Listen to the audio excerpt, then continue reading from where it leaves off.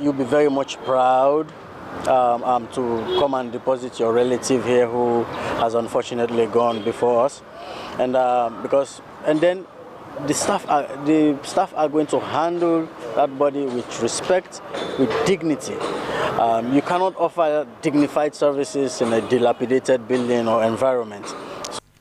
During a tour on the facility, a space has been created for the funeral parlor, a post-mortem facility where advanced medical equipment will be installed, including the installation of advanced cold room that will keep bodies for over a month without going bad. Wash facilities were also installed, including outside toilets for visitors. These facilities were described as turning point for the people of Sierra Leone by Administrative Assistant and Head of Mortuary Service, Kenema. No, before the column was not in good condition. The building was totally dilapidated. You know, there are so many challenges, and also the past challenges we have so many unidentified corpses from the streets of Freetown. These are the major challenges now. But now there are structures now put in place to handle short corpses. The mortuary will no longer pull any smell again. Even as the facilities of the mortuary are under rehabilitation, the management of mortuary has also implemented plans to conduct training for staff on how to maintain corpse and to be professional. Security presence will be felt even at the entrance and with a proper uniform to identify staff. Meanwhile, the police, JUE, and 34 military hospitals have been the referral mortuaries for the public, as the facility is expected to be completed in the next 2 weeks. For SLBC News, Cynthia Kamar reporting.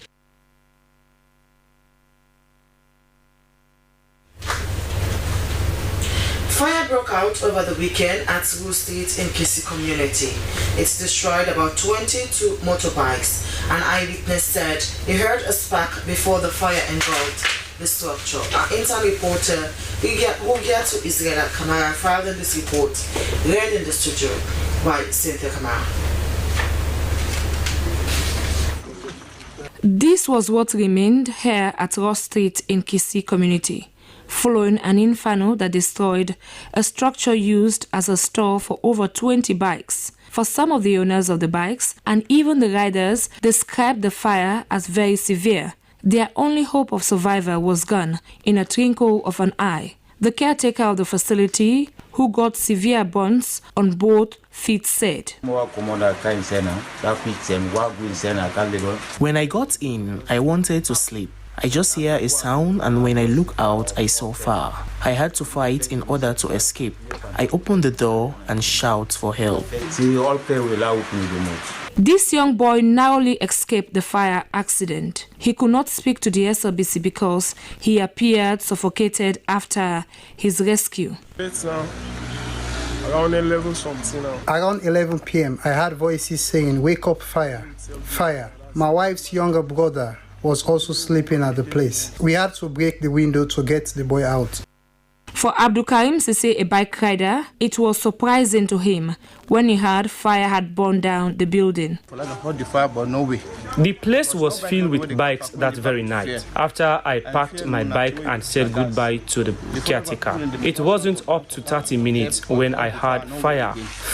As I got to the place, the fire had already engulfed the structure. Although there was no loss of life, but one person got injured and property worth thousands of leones was destroyed. A resident in the area said firefighters arrived at the scene, but by then it was too late.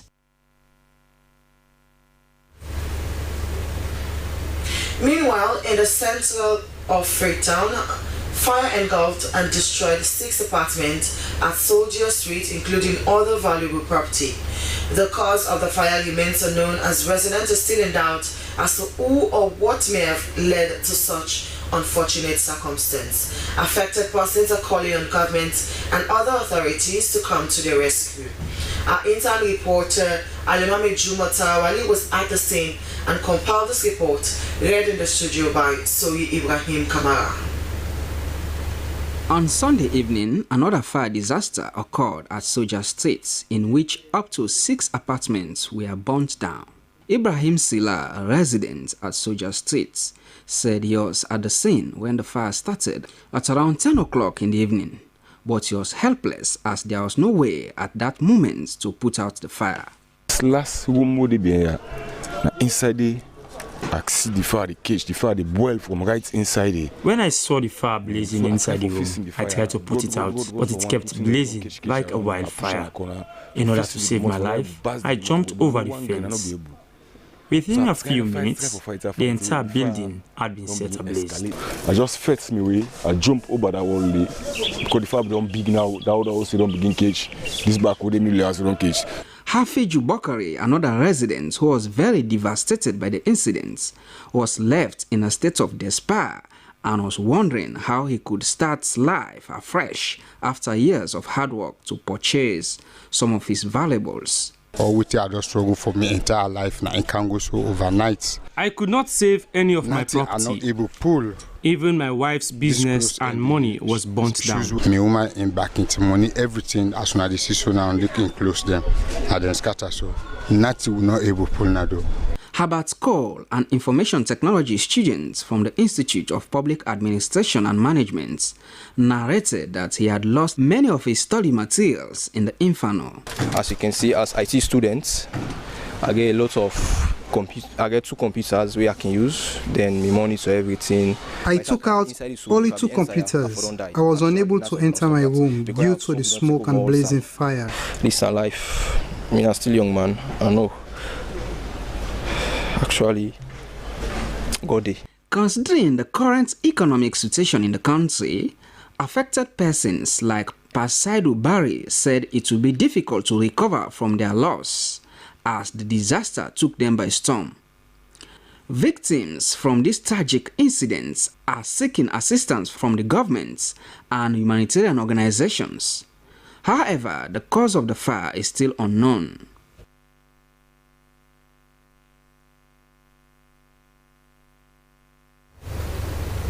And now, away from fire disasters, fishing is a means of survival and a backbone for nearly every resident at the Mama Beach community. However, fishermen and fishmongers at the Mama Beach community express their views over a troubling decline of fish availability. Our intern reporter, Donald McBenga, was there to look at the fishing condition after the close season and sent in this report read by Solomon Yomba. This is Mama Beach, located in the heart of the Freetown Peninsula. Here, fishing is not merely an occupation. It is a way of life and a source of survival for almost every resident. Fishermen and fishmongers are troubled on the recent scarcity of fish since government reopened the sea months ago. Since the close season to now, the fishing hasn't been favorable for us. It is not easy for us in this WAF. We are just trying, and sometimes fishermen go to sea and bring nothing. People are suffering in this harbor. The government shouldn't have closed the sea. Prior to the closure of the sea, things were better, but after the sea was closed and reopened, it becomes terrible for us. Fishing will be fine for you, but tell them can load the sea now. Where fishing from the block. The fishing condition here hasn't been good ever since the close season, and the hardship continued after the lockdown.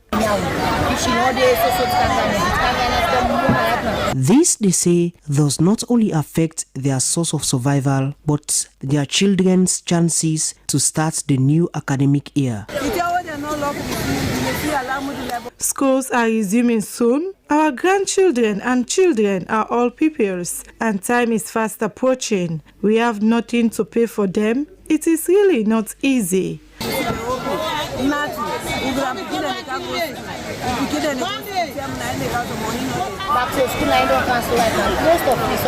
Schools will be reopening soon, and we depend on this business to buy the items needed for our children. Before the close season, we had fish. However, after the lockdown, there has been scarcity. As the struggle continues, these fishermen and fishmongers are hopeful that things will change sooner. It is obvious that their livelihood does not only depend on what they get at the wharf, but the future of their children. Traders and customers at Dovecourt Market have raised concerns over the poor condition of the road.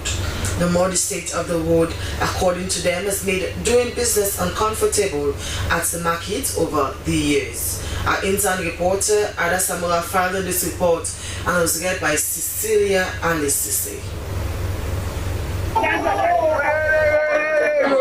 This is Dovecourt Market.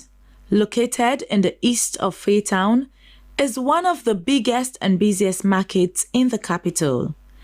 As important as this marketplace is, the muddy condition of the business environment, especially in the rainy season, has raised a red flag among traders and buyers.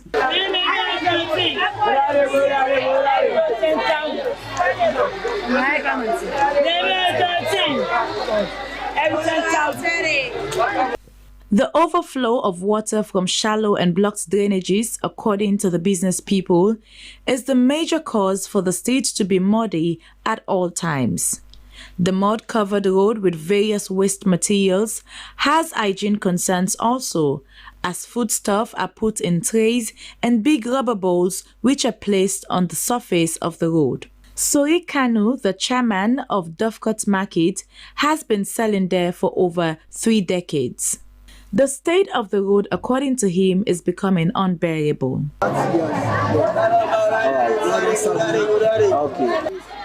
have been living here for over 30 years, and the place is not comfortable for the people. Over the years, we have been complaining about the condition of the road to the government.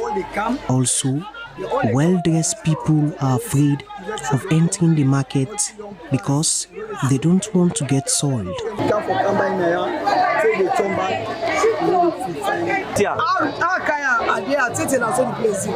Since I started selling in this market, the condition of the market has not improved.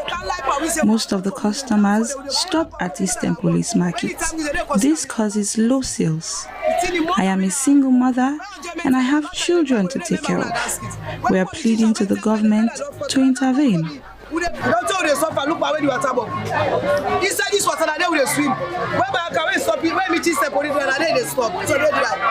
Though one may be tempted to point fingers at the residents nearby for releasing waste on the drainages as alleged by some business people, it could be possible that the very business people themselves deposit waste on the gutters.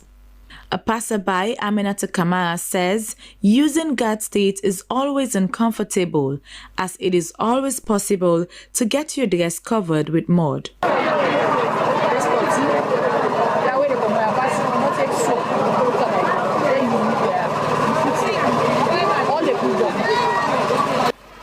I don't feel good when I come to this market. The market is too dirty. Whenever you come to this market, you have to use soap and water to clean your feet. Since I started coming to this market, it has always been the same. We are pleading to the government to make the road for us.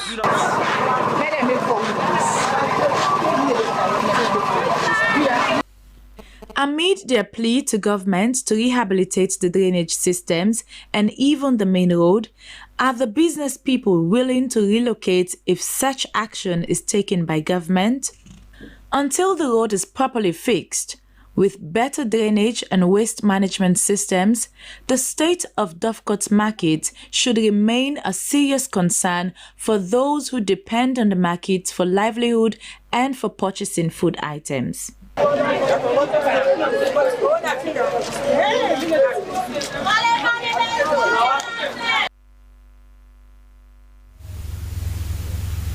Prosecution witness number 1 in the case of the Inspector General of Police versus Marwan Malado, Brigadier General Albert Sylvester Bokari has recounted what transpired between himself and the accused person, Marwan Malado. Appearing before the principal magistrate of Pademba Road, Magistrate Court Number 1, Mustafa Boyamaja, PW1 Bokari said the alleged cyberbullying contents by the accused caused him physical and emotional imbalance. Our court reporter Mohammed Koroma has more. While appearing before Magistrate Mustafa Brahmaja of Pademba Road Magistrate Court Number 1, the prosecution witness Brigadier General Albert Sylvester Bokari, attached to the defense headquarters in Freetown, said that on diverse dates he had distressed calls from family members and colleagues in relation to allegations of cyberbullying and cyberstalking. The alleged cyberbullying content emanated from a publication allegedly made by the accused person, Marwan Malado. PW1 AS Bokari said in the allegation, the accused person, Marwan Malado, claimed that the complainant and one Mr. Ramking Jacob Smith and one Mr. Ali connived to defraud him with a sum of 50,000 United States dollars. The claimant further said that a video circulated widely on social media, especially on Facebook, YouTube, and other electronic computer devices under the accused person's control. He added that he felt so bad by the content which he described as costing him physical and emotional imbalance. On that note, PW1 said he immediately saved the post and placed it on a flash drive. He added that he then went to Anti-Corruption Commission to inquire whether someone had ever reported him on allegations of corruption, but he was told no. He further inquired at the Criminal Investigations Department, where he was told that the accused person made a report against Ram King for obtaining money by false pretenses to the total sum of 30,000 United States dollars. He said Ram King made a payment plan to pay back the accused, Marwan Malado, on a monthly basis, on which the payment supposed to have started at the end of May.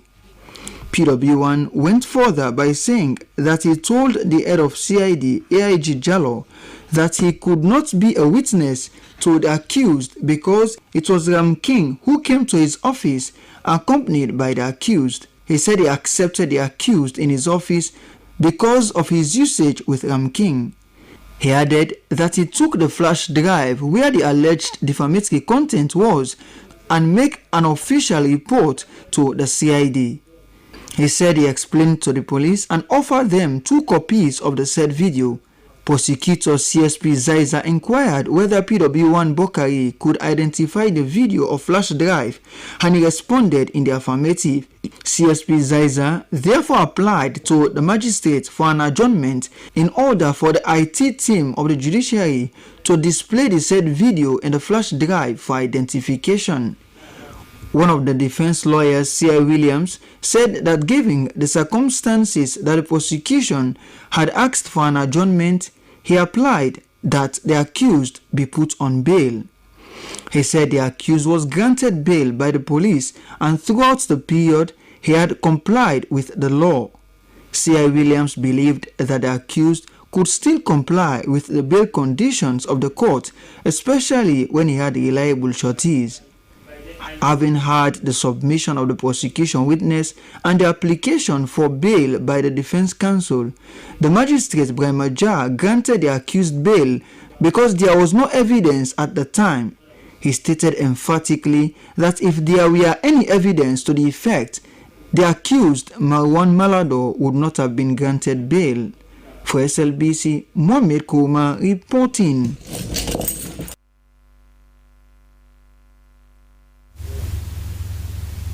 The Road Maintenance Fund Administration is integral to the maintenance of Sierra Leone's road network. The institution is responsible for the financing of major roads across the country. However, Road Maintenance Fund Administration has observed that there are frequent delays in the implementation of feeder roads projects allocated to local councils, and that make many of these projects sometimes fall short of the desired goal due to technical and financial challenges. In response, the Road Maintenance Fund Administration has organized training for finance officers and engineers of local councils in the Northwest and Northeast regions, as well as those in the Western area. The 2-day workshop in McKinney was designed to strengthen the capacity of local councils in the implementation of road maintenance fund administration projects. So Kenema covered the training for the SLBC and now reports.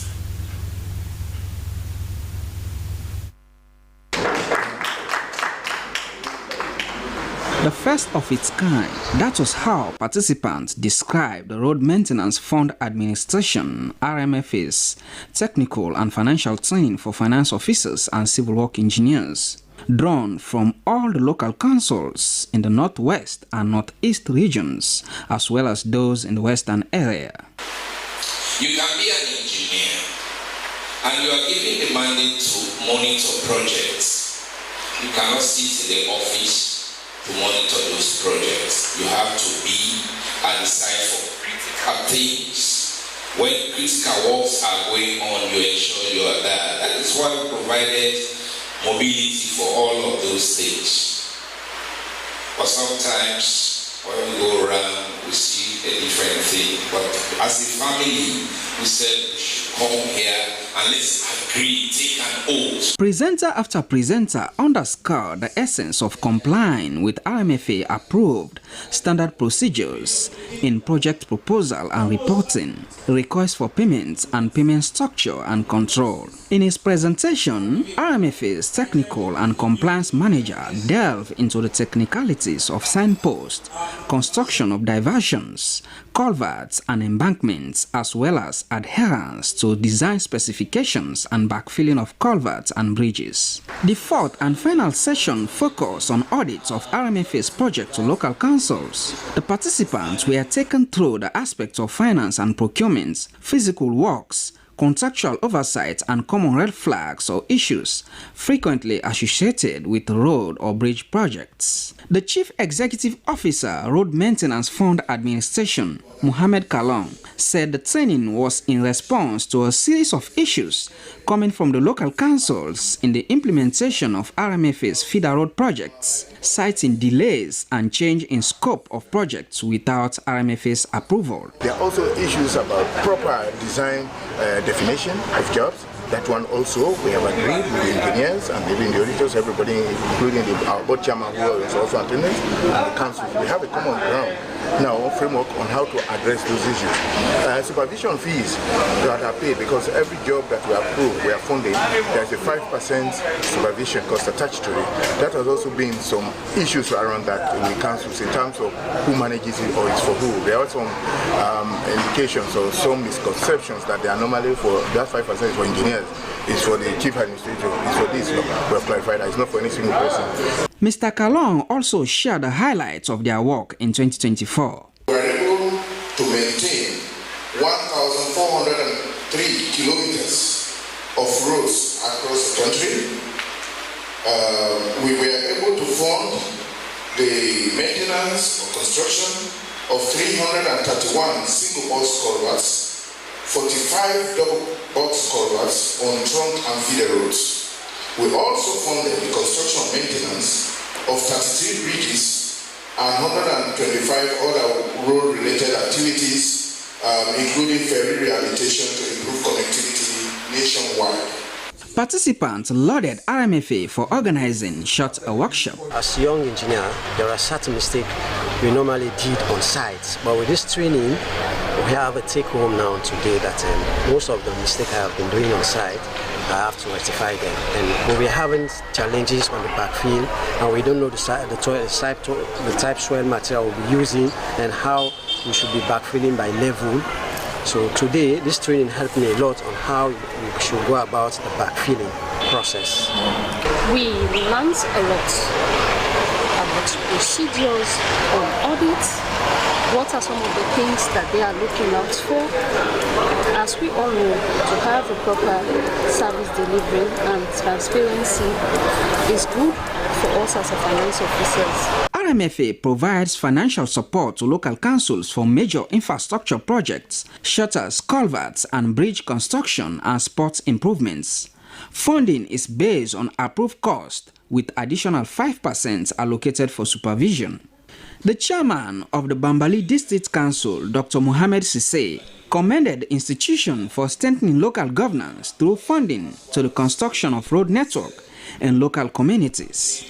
The Road Maintenance Fund Administration by the RMFA Act of 2010 is responsible for the financing of core road network across the country. However, RMFA has observed that there are frequent delays in the implementation of feeder road projects allocated to local councils, and that many of these projects sometimes fall short of the desired goal due to technical and financial challenges.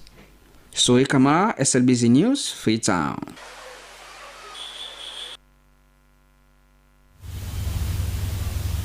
Finance and Defense Ministers from member states of the Economic Community of West African States concluded a high-level meeting on Friday at the Ecowas headquarters in Abuja with a central focus on mobilizing financial resources for the establishment of a regional stabilization force. The session described the participants as a landmark engagement aimed to develop a coordinated fund strategy to address escalating security threats across West Africa, particularly the growing threat of terrorism and violent extremism. The meeting was chaired by Sierra Leone's Minister of Finance, Sheku Ahmed Fantamani Bangura, who now serves as chairman of Ecowas Ministers of Finance. His appointment follows the elevation of Sierra Leone's President, Dr. Julius Maada Bio, to chair of the Ecowas Authority of Heads of State and Government. Minister Bangura conveyed greetings from President Bio and commended member states of their collective commitment to regional peace and stability. He emphasized the pressing need for urgent action in the face of terrorism, political instability, and transnational organized crime. Minister Bangura called for strengthened intelligence sharing, joint troop mobilization, and innovation financing mechanisms. He praised the financial experts who developed a preliminary funding frameworks and urged broader collaboration with international stakeholders, including the United Nations. And from there, the Deputy Minister of Finance, Warren, has said the Debt Sustainable Analysis Workshop was designed to anchor Sierra Leone's economic aspirations on sound fiscal management, prudent borrowing, and transparent public financial administration. Madam Kadiatu Aliyu was speaking at the opening of a 5-day National Debt Sustainable Analysis Workshop organized by the Ministry of Finance in Freetown. Ibrahim Samoa tells us more. I'll declare the Sierra Leone Debt Sustainability Analysis 2025 workshop officially open. The session was convened with key objectives to update the macroeconomic assumptions and debt data used in debt sustainable toolkits, assess the debt sustainability status using the toolkit of the IMF and World Bank debt sustainability framework, the impact of recent borrowings, and identify sectors where debt has generated the highest returns in terms of growth, employment, and poverty reduction, and also to foster a culture of transparency and accountability in public debt management. The Director of Public Debt Management, Minister of Finance, Matthew Sandin, underscored the importance of the engagement on debt sustainability analysis, noting was in line with the Public Debt Management Act, which authorized the Minister of Finance to update the public on the status of the country's public debt management. Mr. Sandé said Sierra Leone's macroeconomic environment for 2025 looked promising. So today we are gathered here to update the nation's debt sustainability analysis. Basically, it updates the macroeconomic information that we have, and also we give the recent state of public debt, and then we analyze on the trajectory of the debt forward-looking. Most times it's up to 30 years that we do.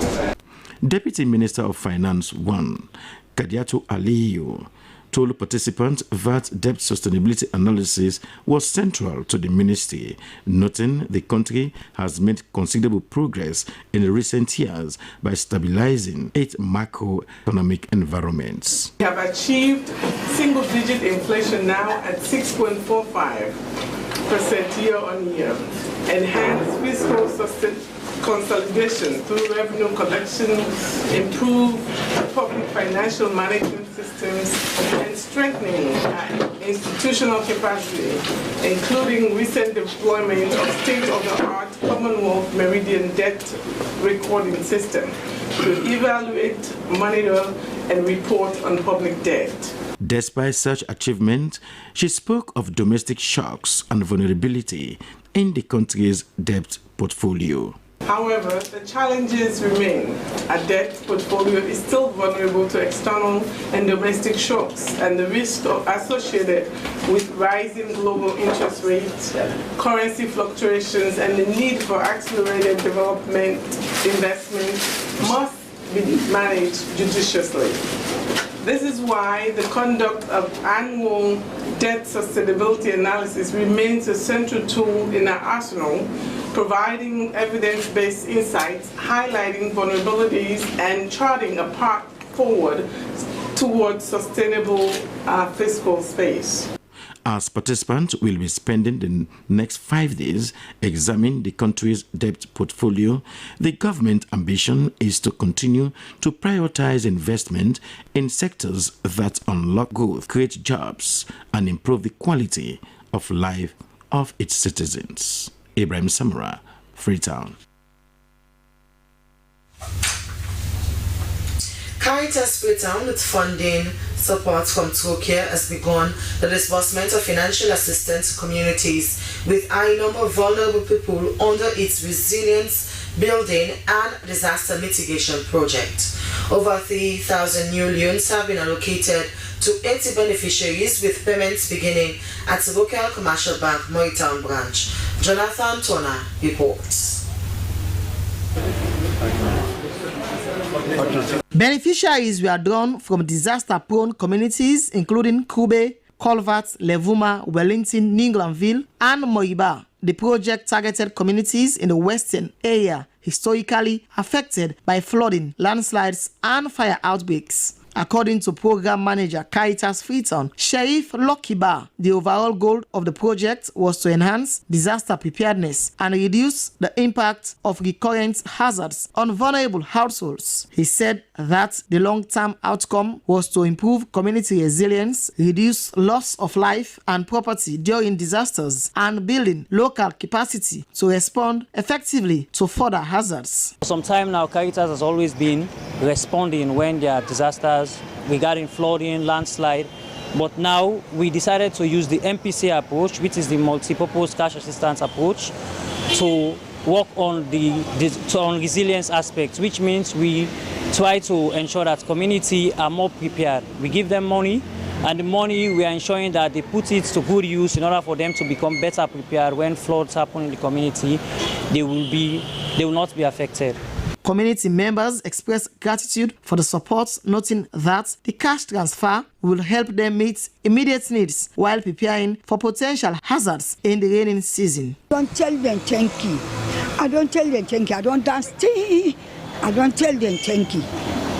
Me, the gladness what I get. Where I go to them, I blow, I check, I buy the cement. And they need to block for me like this, right? Because I don't put concrete. We receive this morning because we place biggest small accident, so we were able to make the for long able to live the again. And the balance money we will left, we will use that for food now also. Caritas Freetown reaffirmed its commitments to working with stakeholders to ensure that disaster-prone communities are better equipped to withstand and recover from emergencies. For SLBC News, Jonathan Turner reporting.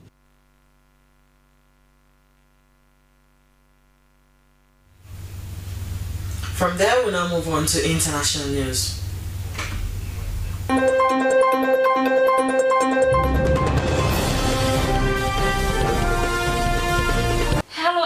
Welcome to the international news with me, Esther Susanette Bassi.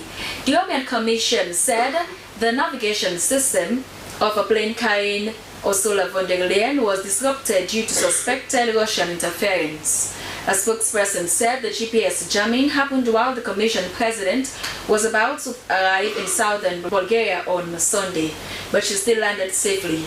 The Financial Times, citing unnamed officials, reported that von der Leyen's plane had to land at Plovdiv airport with the pilots using paper maps. The Bulgarian government confirmed that during the flight, the satellite signals transmitting information to the plane's GPS navigation system was neutralized.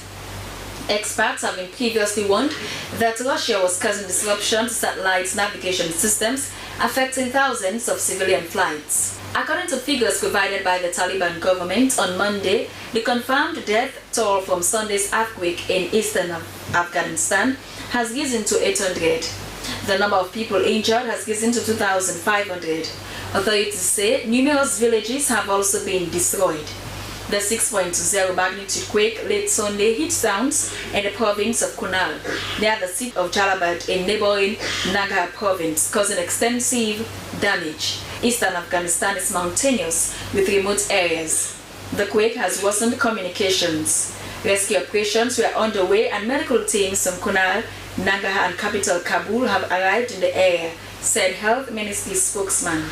Jalabad also has considerable agriculture and farming, including citrus fruit and rice. With the Kabul River flowing through the city, United Nations gave a far lower death toll of about 1,500. It was the deadliest natural disaster to strike Afghanistan in recent memory. District Court Judge Spakul order on Sunday was in response to reports children who had been put onto planes and were about to be sent to Guatemala, where lawyers argued they would be at risk of abuse and persecution. The children arrived in the U.S. alone and are in government custody while their immigration claims are assessed. Guatemala's President Bernardo Arevalo and lawyers for the U.S. Justice Department said the children were not being deported, but rather repatriated so they could be reunited with family. Judge Suk Nanan then issued a temporary restraining order barring officials from sending a group of 10 migrant children between the ages of 10 and 17 to Guatemala. At the hearing, Judge Suknanan sought assurances from Trump administration lawyers that planes had not already departed with the children on board. A woman has been burned to death by a mob in northern Nigeria's Niger State after she was accused of blaspheming against Prophet Muhammad. Police condemned the killing of the woman, identified in local media as a food vendor named Amai, as Jungle Justice, saying that an investigation was underway to arrest and prosecute the perpetrators. Local media quoted eyewitnesses as saying a man jokingly proposed marriage to the vendor, and a response was considered blasphemous by some people in the area. Rights group Amnesty International said that blasphemy was often weaponized to settle personal scores in northern Nigeria. At least 2 other people have been lynched over such accusations in the last 3 years, with critics pointing out that enough is being done to prevent the killings that have targeted both Muslims and Christians. Well, that's end the international news from the Sierra Leone Broadcasting Corporation. I am Esther Susanette Bassi. Thanks for watching. Continue to stay glued.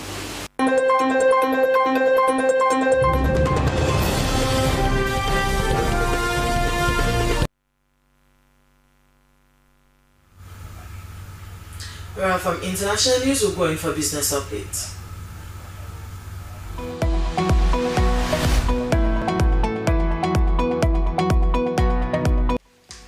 Hello and welcome to Business Update, segment that brings you the insight in business and major contributions to commercial activities in the country. I'm Dennis Fraser. Into this edition, the Slbc sounds the views of traders and parents ahead of the European schools on the sales of school items.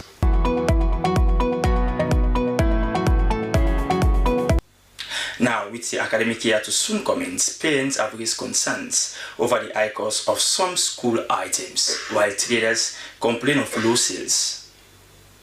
Our intern reporter Anata Kamara was at Guinea Store to find out. At Guinea Store Market in Freetown, back-to-school shopping is usually a busy time. But this year, the story is different. Traders say the turnout of parents has dropped significantly, attributing to the rising cost of school supplies, especially water bottles and lunch bowls. Isata Kanu, a trader, said, this year, parents complained of not having money, noting school supplies are expensive compared to last year. She attributed the hike to importers who faced high costs at the Queen Elizabeth II quay. Because the one they won't buy then they won't be able to attack you. The same price, the container price is too much. People clearing goods are charging high. They increase their price, so we have to do the same. And when prices are high, not everyone can buy. That's why sales are slow. If the government reduce the cost of Queen Elizabeth II quay, it will help everyone. I do not import my goods directly. I buy from importers. When costs were lower, we sold at affordable price. Now we all are affected. I'm appealing to the government to address this issue.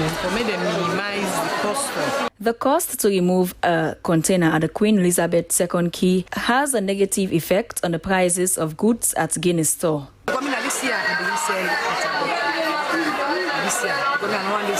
I started selling water bottles and lunch bowls this year. I purchased them in cartons to sell individually. However, every time I restock, I am told about dollar business or customs issues. These have led to significant price increase. If the government can assist with customs and the dollar rates, it will benefit us. So this don't cause the problem. Things are very expensive. The things in there. Last year, I bought a lunch bowl for 150 leon. Today, the same bowl is priced at 140 leon. The inconsistency is troubling. With multiple children to prepare for school, these prices strain our budgets.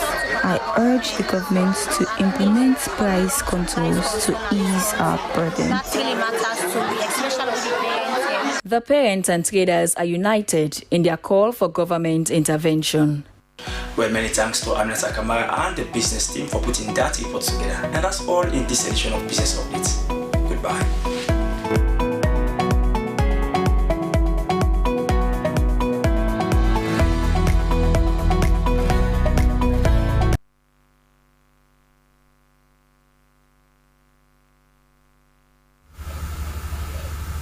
But from Business Update, we'll move on to entertainment news. Hello and welcome to Entertainment News with me, Sulaiman Baba Toure. In this edition of Entertainment News, Dovecourt screens a movie titled Freetown, and former BB Niger winner Fina announces the death of her younger sister. The Celestians of Dovecourt has screened their movie titled Freetown. The movie, according to the director, depicts a life of young people in Sierra Leone's capital, Freetown. It's about the good, the bad, and the ugly. How the youth of Sierra Leone waste their lives, how some battle and win in the end.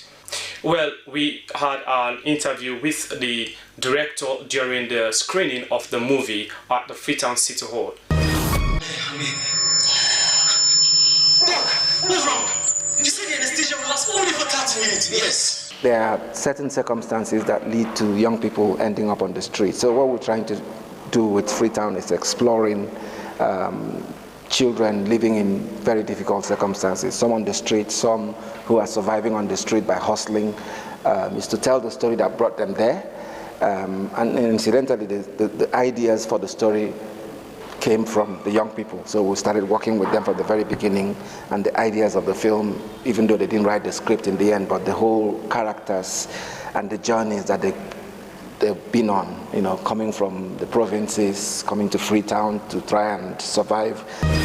Yes, and also the director, Obi Emeloye, appreciated the actors' performance, especially when most of them are newbies in the game. From the director, we had an interview with the actors as well. Mohamed Kamara, popularly known as CEO, and Marian Bangura, the Blue Eye Girl.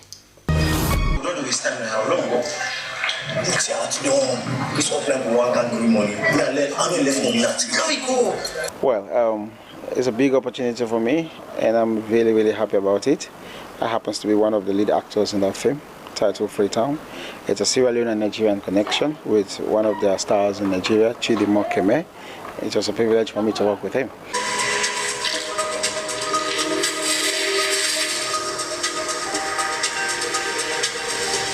I was myself in this movie because I attended the EDK and I see girls like this every day with these stories. So going into the character and being Sandra wasn't too much. I'd just be myself.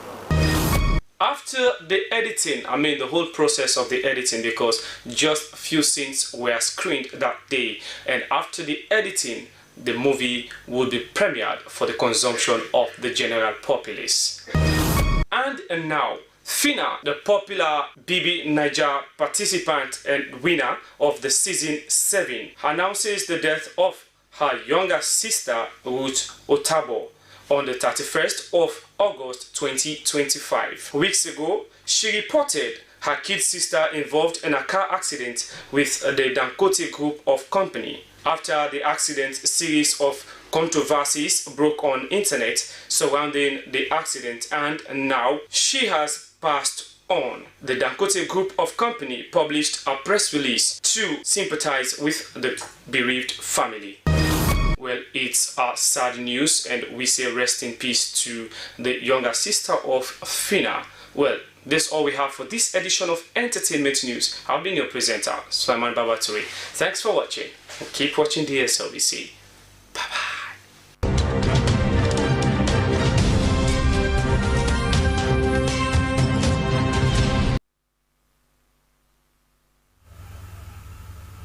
From Sulaiman Babaturi with Entertainment News, we now move on to sport updates.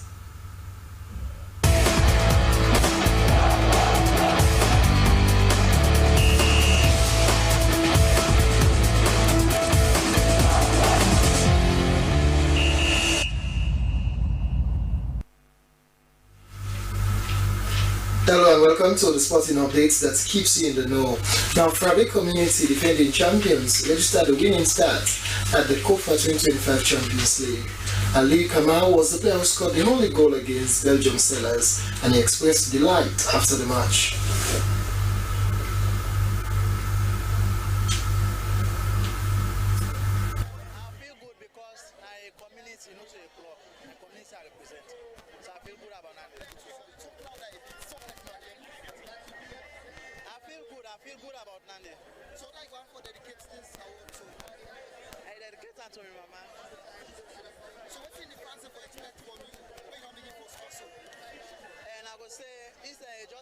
Because I just recovered from injury, and it may be a tough moment for me because when I take the kind of challenges, it's not really easy. And I got to tell people that plenty thank you for they believe in me, and I will always continue to do the best as I know them.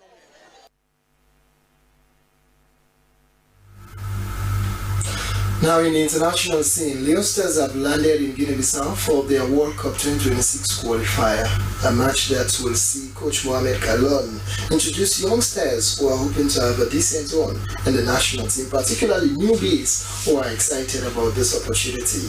Well, for the Stars, the home-based players are fully ready for this match. Clarence Ukama and most of the players will join the team for them to have a formidable team that will compete in this World Cup qualifying matches. Well, for the Stars, all the best, and for the rest of the other matches. And that's ends your update. And thank you so much for watching.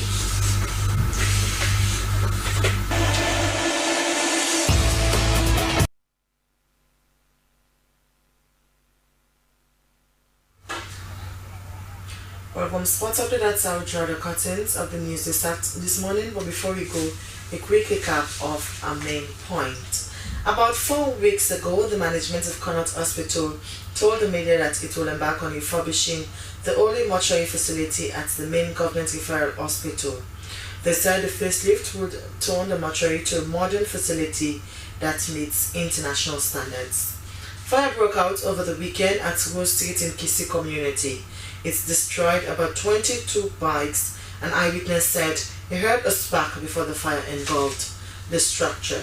And the Road Maintenance Fund Administration has organized training for finance officers and engineers of local councils in the Northwest and Northeast region and Western area to strengthen the capacity of local councils in the implementation of Road Maintenance Fund Administration projects. But that's all of this edition of news from the Sierra Leone Broadcasting Corporation. I have been your presenter, Esther Sako. Stay tuned to public broadcaster, the SLBC. If you can, up next is Good Morning Sierra Leone. Stay with us.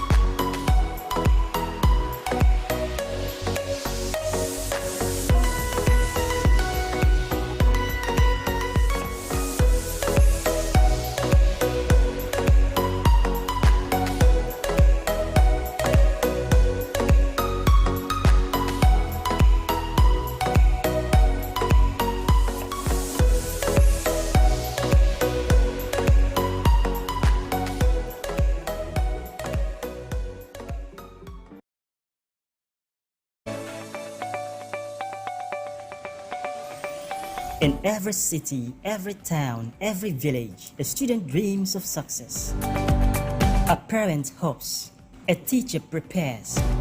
This is not just another program. This is the key to unlocking potential. Welcome to Learning R, an inspiring journey through English language and mathematics, designed for WASC candidates across Sierra Leone.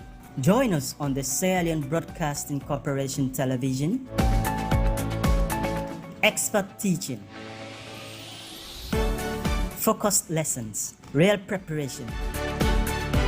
No distractions, no excuses, just learning. Because when we learn, we grow. When we grow, we rise. Learning Hour. Powering your future.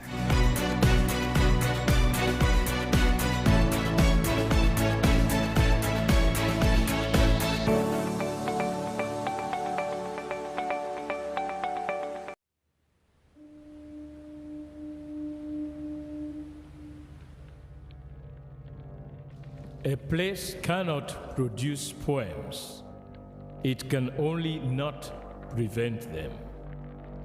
And Freetown is good at that, for Freetown has its own sudden elegances. People are slow to leave it, quick to return. And there are others who come for a year or two and stay for a lifetime, sensing that they found a city that is in the world, yet sufficiently on the edge of it to have a different resonance. Let me tell you something about this city. All of us, we're all just passing through, and we've all been here forever.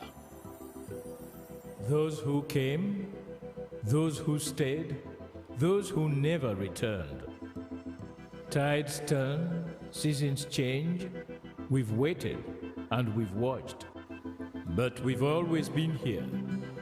We've always listened, because there is a different resonance here.